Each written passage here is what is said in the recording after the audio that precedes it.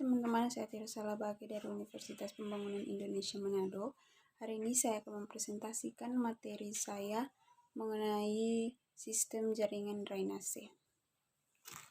Saluran drainase adalah salah satu bangunan pelengkap pada ruas jalan dalam memenuhi salah satu persyaratan teknik prasarana jalan. Saluran drainase jalan raya berfungsi untuk mengalirkan air yang dapat mengganggu pengguna jalan, sehingga badan jalan tetap kering. Pada umumnya, saluran drainase jalan adalah saluran terbuka dengan menggunakan gaya gravitasi untuk mengalirkan air menuju outlet. Distribusi aliran dalam saluran drainase menuju outlet ini mengikuti kontur jalan raya, sehingga air di permukaan akan lebih mudah mengalir secara gravitasi. Genangan di ruas jalan masih sering terjadi di beberapa kota, khususnya kota padat penduduk.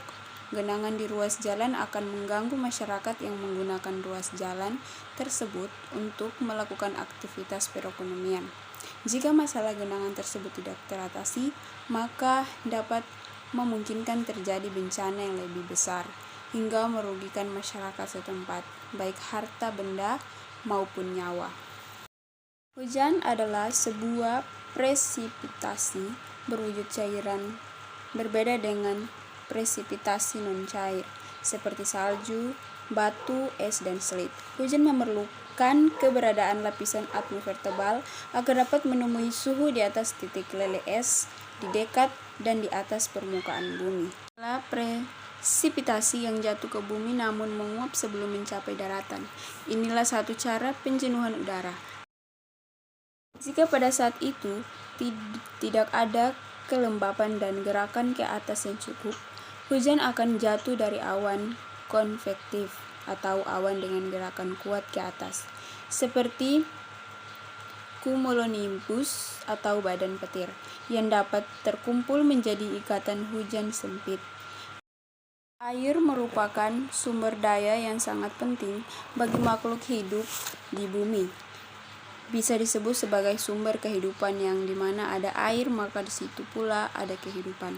Menurut Said Quid, air adalah dasar dari suatu kehidupan dan merupakan satu unsur yang dibutuhkan dalam kehidupan, hingga manusia pun sangat menantikan kedatangannya.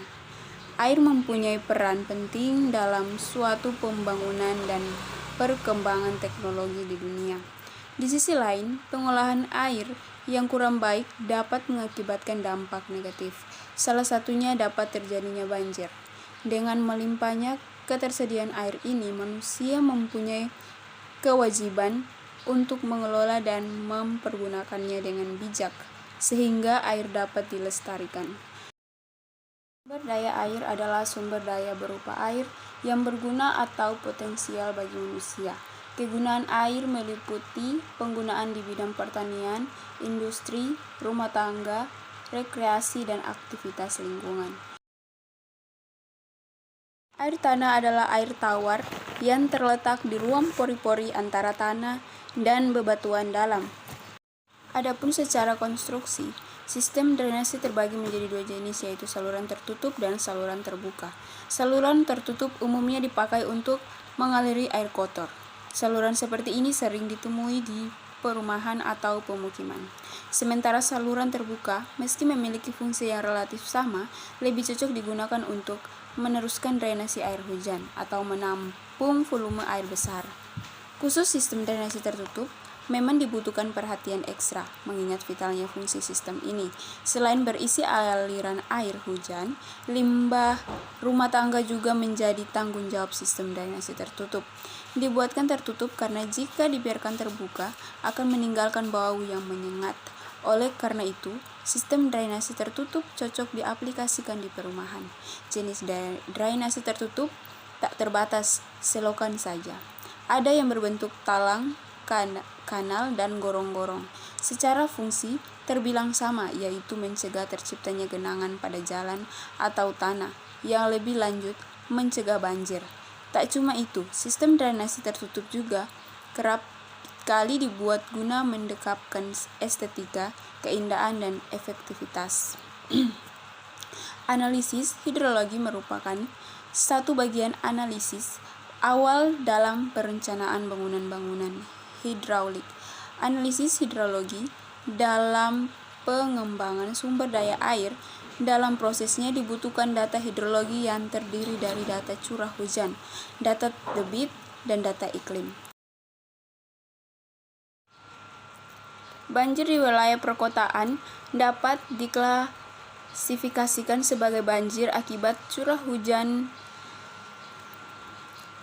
lokal yang besar, banjir akibat luapan sungai, dan banjir bandang.